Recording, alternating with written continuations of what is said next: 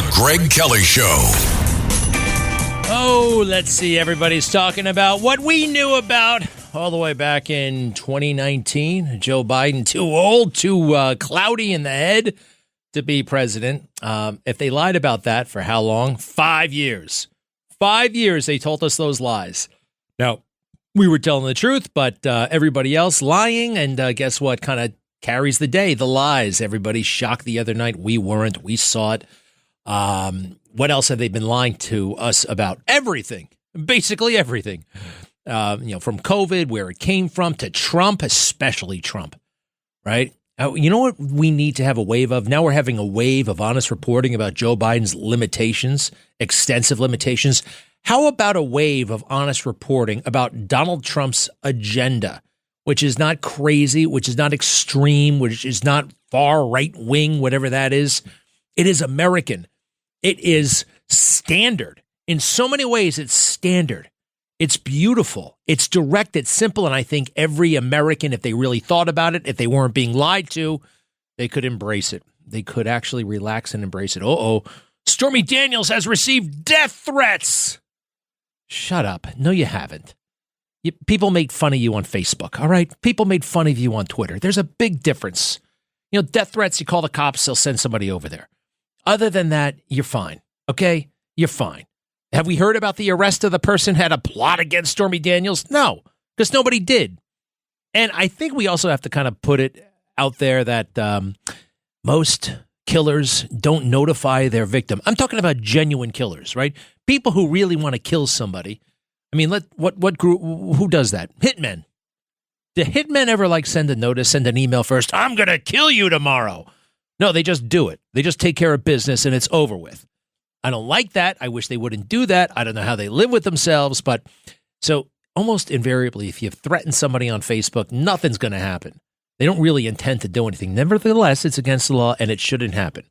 All right. I did not see it when it happened because I was just focusing on when Joe Biden talked yesterday just to see what he would say. Would he quit the race? Now, the big report is that he's quit the race right now. Hi, Ernie. How are you? Got a big thumbs up from Ernie Anastas and a big smile, too. The legendary TV legend. A little bit redundant there, but man, when I got to New York and Ernie, actually, I first remember Ernie when I was in the fourth grade. He was reporting on John Lennon. Everybody likes Ernie. Everybody. I don't know a person in the world who doesn't have a good feeling about Ernie. Including and especially the Beastie Boys. You know, Ernie Anastas is in the Beastie Boys. He's actually in the Beastie Boys. They sing about Ernie Anastas. So just an amazing guy and still churning out wonderful content for everyone. All right. So the big headline of the moment is Joe Biden was on the phone with a political ally and he says, I may have to get out of the race. Everybody knows. Everybody knows. What do they know? I don't know. He's talking directly and frankly with his political allies. Yesterday, the news was he wasn't talking to anybody. And now we know he's talking to some people. And the New York Times reporting that he understands how bad the situation is. He understands he may have to get out of the race. He also thinks that he can get out of it if he has a couple of good appearances in a row. Let's see here. He's got to have that George Stephanopoulos interview on Friday. George is going to take care of him. George isn't going to go in for the kill, although maybe he will, because George really works for the Democrats, doesn't work for Joe Biden. He's going to have he's thinking about having a town hall. You know, all this scripted stuff. I don't think there's any way out of it. There's no way out of it. He really ought to resign. This man can't be president. And everybody in the media who pretended this was normal when you knew better, man, how do you look at yourselves? How do you justify it? Everybody at the New York Times. You pretended that we were the kooks, that we were making it up, that we were right-wing media manipulators and altering stuff. No, we weren't. Now, the whole world knows you will never be trusted again. I mean, I never trusted you, but I'm talking about by regular people. Like, you did what to us? Mainstream Democrat politicians are lining up saying it's time to get the hell out. Who did I see? Senator from Vermont. I had never heard of him before, but his last name begins with a J, and he is a Democrat, and he thinks it's time for Joe to go. Here's another guy, Lloyd Doggett is his name, Cut 6, please. Cut 6. I think the setback that has occurred will be difficult to overcome under any circumstance. We're looking at not people like me who believe Joe Biden has accomplished a great deal for our country, but a very small portion of the country who are undecided, who may be what are called the double haters that don't like either candidate. And I think we would be better off if we had a new candidate who could present a new vision for our country. And we can do that if we have an open and fair democratic process over the next few weeks. How open and fair can it be? Everybody's already voted. The Democracy Party, the decision is going to be made by a handful of Democrats. Just a handful. How many? 100? 2? Obama? I don't know. That doesn't sound very democratic, does it? Hey, the guy I was thinking about with the name that starts with a J, I was wrong. It starts with a W. Welch. But I guess I was thinking about the jelly. That's okay. KJP dug herself a really big hole yesterday. Cut 9. The administration strongly at the media for clips showing the president appearing to be confused, freezing at times, and you called it cheap fakes, misinformation, disinformation. In one case, even implied that it was the product of artificial intelligence, calling it deep fakes. Do you have any regret over using that language? Not at all. Not at all. And let me be clear, it was a certain part of the media. And, I mean, you can speak to this better than I can. A certain part of the media which was doing this. And look, independent, mainstream fact checkers in the press and misinformation experts have been calling out cheap fakes. And at the end of the day, they're fakes. That's what they were. Targeting the president. They had said, the reporters and these misinformation experts said that this president was being targeted. And what we did was echo them. That's what we did. And mainstream, what do they call them? Disinformation experts. That's what they are. Disinformation and misinformation experts. The media, all of them. And just certain parts of the media were doing it. What? I mean, yeah, I guess that would be me. That would be us. No, I wasn't. It's the easiest thing in the world. We didn't have to manipulate anything. Nobody manipulated anything on Thursday night. So his big interview is Friday. That is 8 days after the disaster. It is fun. It is sweet. It is so wonderful that this is happening. I feel like it kind of says in the Bible, everything that's secret will be made public, right? Everything that is in the dark, lightness will be shown, and everything in the end will be revealed. It is kind of a wonderful moment, and it feels a little bit biblical.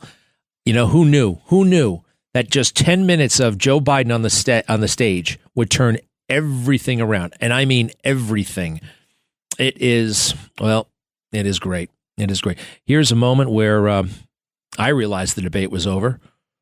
This was probably the most offensive part, the weirdest part that's gotten the least amount of attention, though. Cut 24, please. Cut 24. Look, there's so many young women who have been, including a young woman who just was murdered. And he went to the funeral.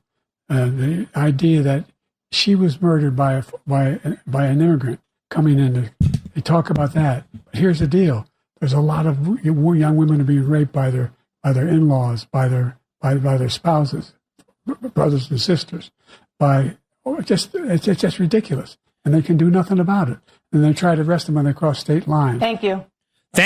They were helping them out. Thank you. That'll do. They were raped by their sisters, by their in-laws, by their brothers. That's the other thing. That I thought, wow, it's over. It's done. It's a matter of time. When will it happen? I think smack dab right in the middle of the holiday break, which basically begins right now. Tomorrow is July 4th. No one's going to be working really from this moment until Monday morning, right? Somewhere in this lull is when Joe Biden is going to have to say what we all know must happen. He has to get out of this race. Now, I know a lot of people are saying, why are you pushing that? Because it would be better if Trump, went after him, ran against him. I agree. I do agree. I would prefer that Biden remain, but I have to call it like I see it, and he's not going to be able to survive this. The Democrat Party, there's too many of them, too many ambitious Democrats want it. Hey, one person I know it will not be, Gavin Newsom. Man, he's a classic victim of overexposure. He did it to himself. He got out there. He was way too visible, talking on Fox News every other night. And people were taking a good look at him and saying, you know what, this guy, no, he turns us off with the big hair, with everything like that. Here's this woman. She's very, very thoughtful. Her name is Caitlin Flanagan. I've liked her. I've been reading her stuff, actually, online, and she writes these great big magazine articles, a little bit too long, but listen to her. She's an intellectual, and but a very thoughtful woman, cut 19. Adam Carolla here. Governor, wait a second. Wait, that's not a woman. Let me see here. Where's the thoughtful woman? Where's the thoughtful woman? Well, that's a thoughtful dude. That's Adam Carolla, and he's great. And here he is taking on Governor Newsom. Go ahead with that. Adam Carolla here. Governor, why did you shut the beaches in California during COVID? Yeah, I think we all were working on information at the time.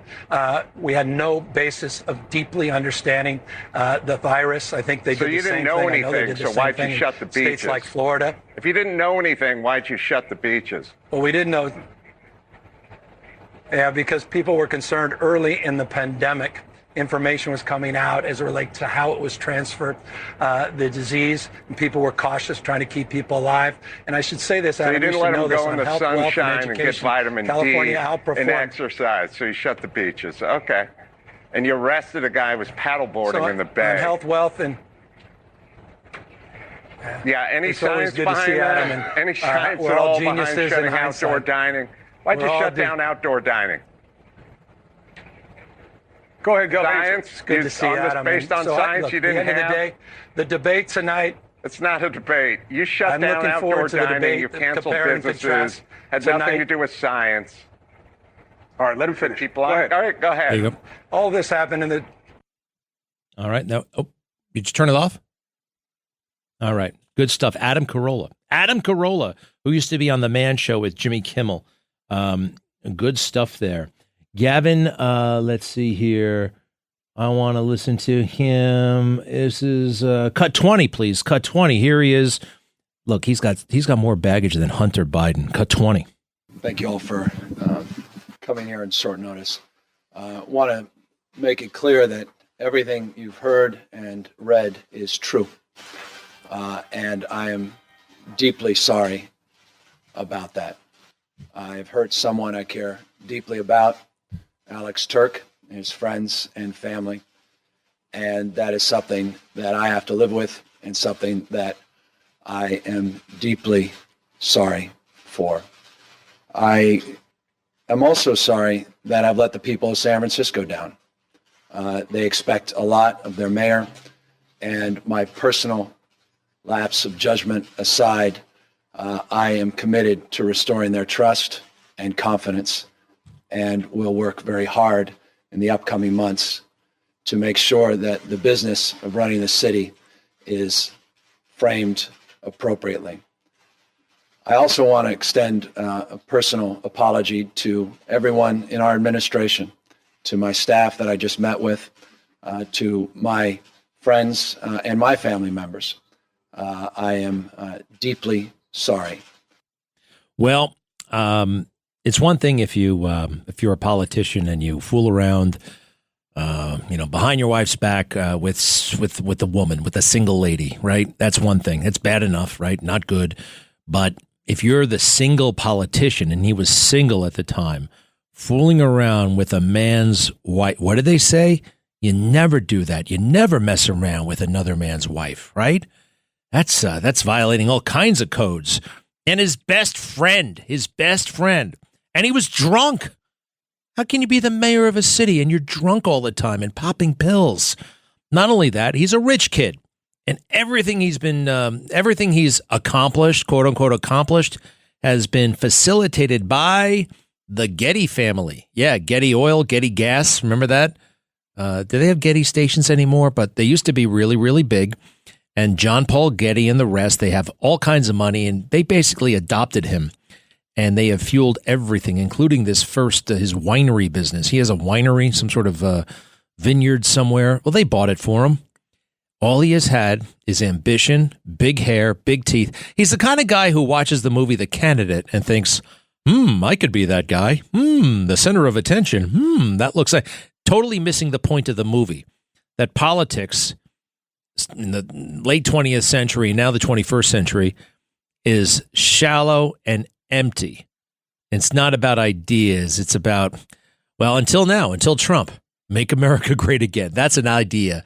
And that's an idea from somebody who is not trying to glorify himself. You think Donald Trump has glorified himself over the past 5 years, 6 years, with all the stuff he's had to put up with? He's paying a big, big, big price.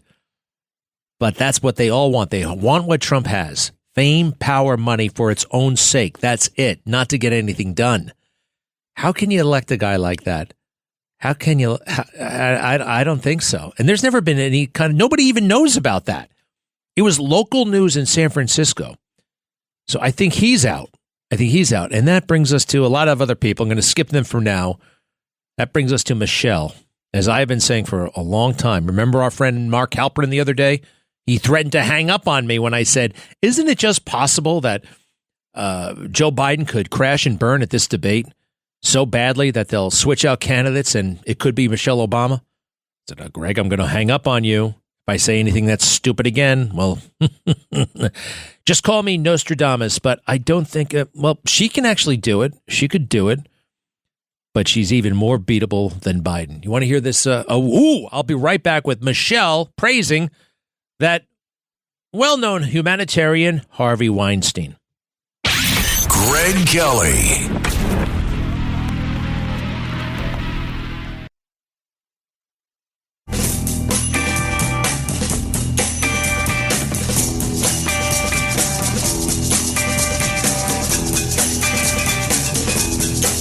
This is the Greg Kelly Show. Unscripted, long-form events. Well, let's see. That's what a debate is. I mean, he had 90 minutes of an unscripted event the other night, and it was a disaster. Here's what I make of it. This is an amazing day. Number one, the New York Times reporting that he's lapsing in meetings. This is becoming more frequent. Number two, we found out today that a felon and a crack addict is now sitting in on White House senior staff meetings. And number three, the president is now tonight to his own donors blaming a foreign trip that ended 12 days before the debate for his disastrous performance on Thursday. This is what you call a high-speed come apart. The White House is off the rails. The president has effectively admitted tonight that he is not up to both campaigning for president and being president. I don't know where we're going from here, but this has been a momentous day, and I'll be shocked if there aren't more Democrats who come out and say, what are we doing? We are walking into disaster if we stick with this. Well done, Scott Jennings, the only dude I like on the CNN.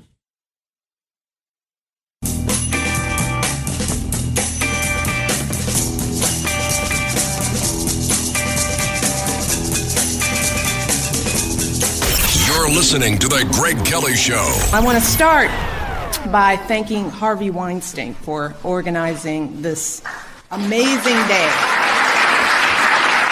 Harvey.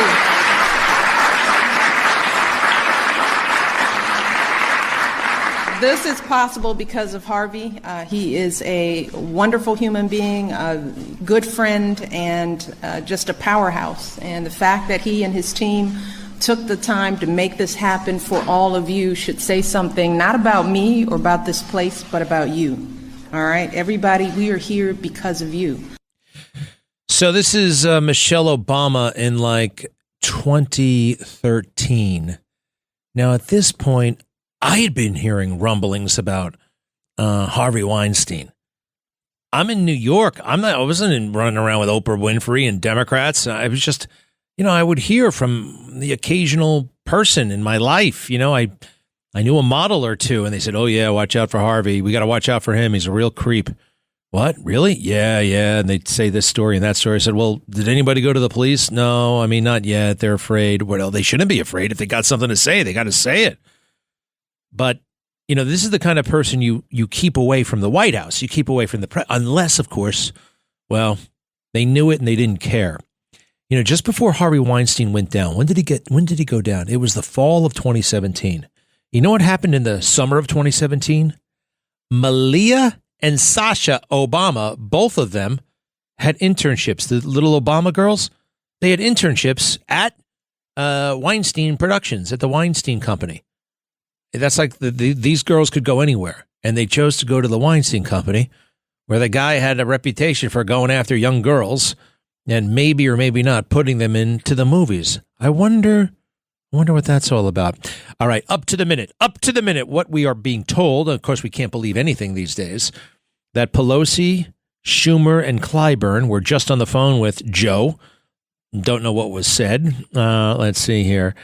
Kamala Harris was on an all-campaign staff, a big conference call with all the campaign staff, trying to give them a pep talk. I think what really is possibly happening is they're figuring out when, where, and how Joe Biden will announce his departure from the race. Part of me doesn't want that to happen.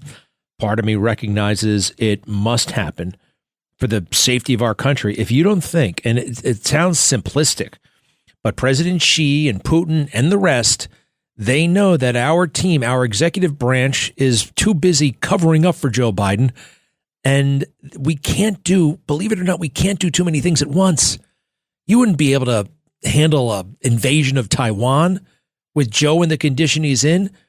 Because what happens behind the scenes? The National Security Advisor starts fighting with the Secretary of State. The Secretary of State starts fighting with the Secretary of Defense. You need a tough guy who's been elected, because the Chief of Staff, what's he going to do? He's supposed to say, you fall in line, because he's got the backing of the president. But Joe doesn't have the clout really to pull much of anything off. So I think it could even happen by the end of this show. It could happen by the end of the show. When CNN starts making noise like this, cut 12, please, cut 12. The dam is breaking, Jake. Top Democratic leaders, former administration officials, current administration officials, major donors are all telling us privately, and now we're hearing it publicly, that they think that President Biden needs to step aside for the good of the party, for the good of the country. A couple of things they're saying. They do not think the debate was just a one-off event. They think that there is a health problem. They also say you cannot unsee the debate. They're worried, obviously, because of Donald Trump, who they see as an existential threat to democracy, but they're also worried about down-ballot races, losing the House and the Senate. All right.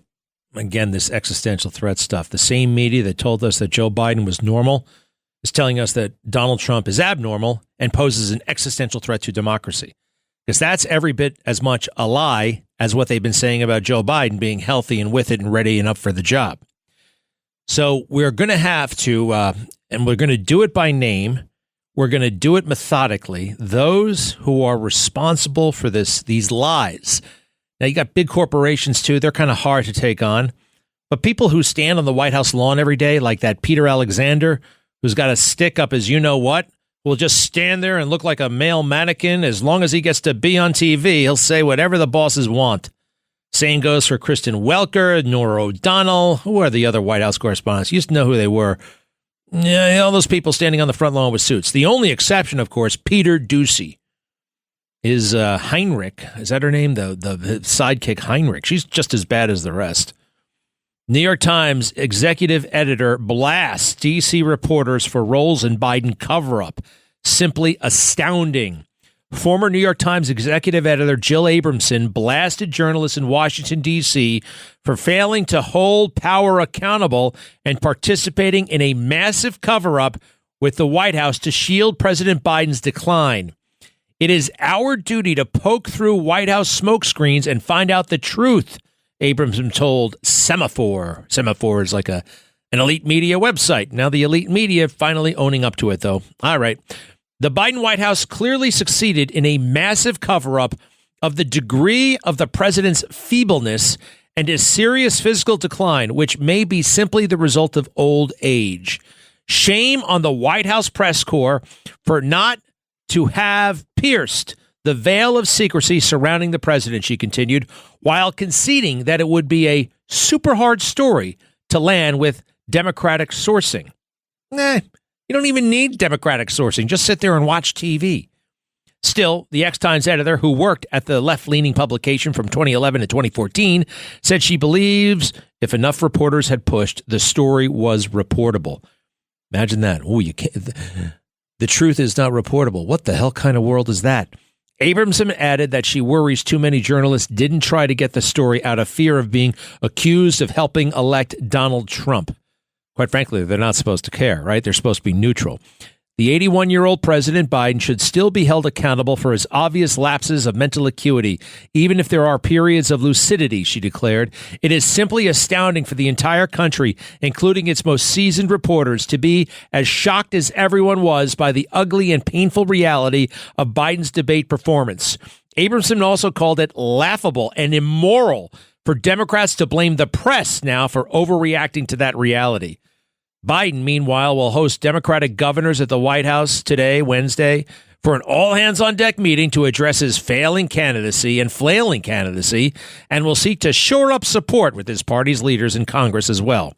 However, at least 25 House Democrats are also reportedly preparing to call for the president to step aside and allow a successor to take his place on the 2024 ticket, with one aide saying the dam is broken on speaking out after a handful of lawmakers came forward on Tuesday with reservations. The Democratic incumbent delivered a scattered and halting performance during his first debate with Donald Trump last week, causing widespread panic among party lawmakers.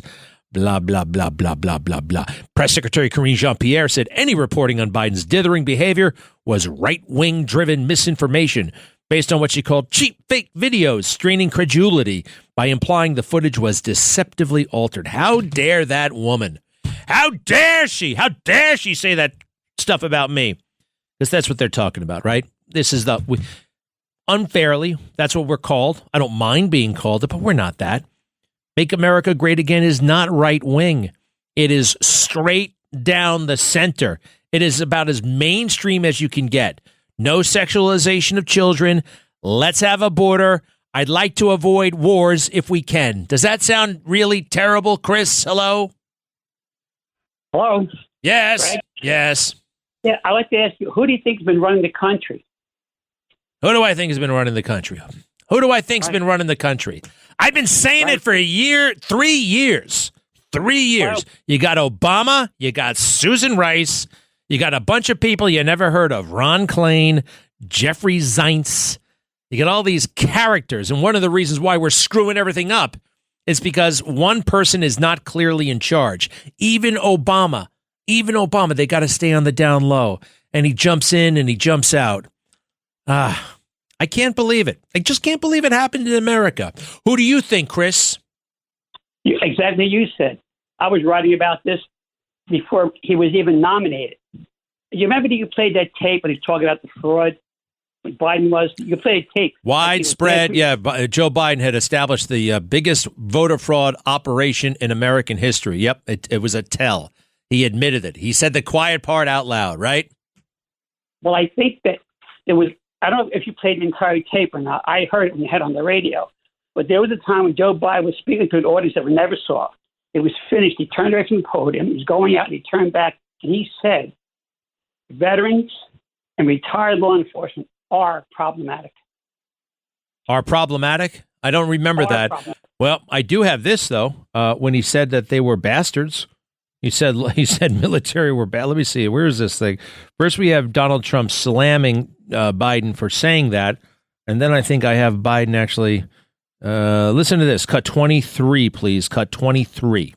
He called the military stupid. I did not say that. He said stupid bastards. He said it. Stop. I would never say that. Play it. I have incredibly good judgment. One, I married Jill. And two, I appointed Johnson to the academy. I just want you to know that. Just clap for that, you stupid bastard. All right. There it is. There it is. Now, the stuff that we all see now, you could not actually bring up. They would slam you. They would cut to commercial break. We have Lara Trump with Jake Tapper. I think you guys, yeah. Lara Trump was on. This is during the campaign of 2020. And she said what a lot of people could see even then, that Joe Biden was kind of losing it. And then Jake just goes nuts on her and threatens to kick her off the TV. Go ahead. I want to ask you a couple things about things that you've done on the campaign trail. Joe Biden, as we all know, has worked to overcome a stutter. And one of the speakers at the Democratic convention was a young boy who the vice president inspired, named Braden Harrington. Take a listen. It was really amazing to hear that someone like me became vice president. Braden Harrington, a very brave young boy. You made this comment earlier in the campaign about Joe Biden. Let's take a listen to that.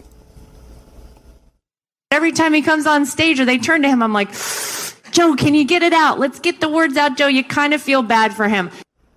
How do you think it makes little kids with stutters feel when they see you make a comment like that?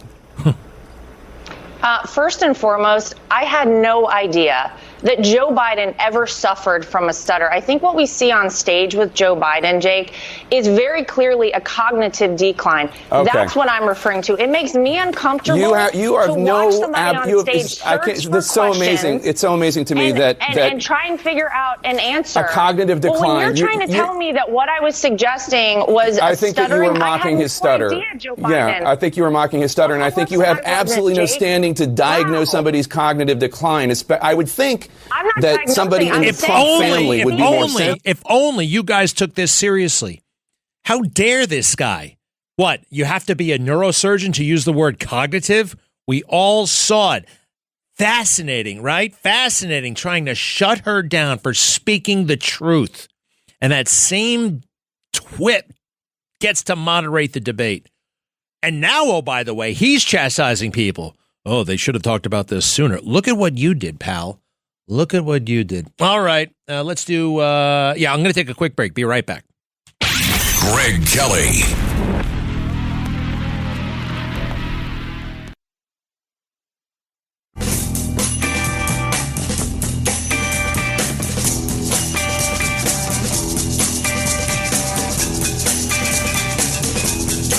You're listening to The Greg Kelly Show.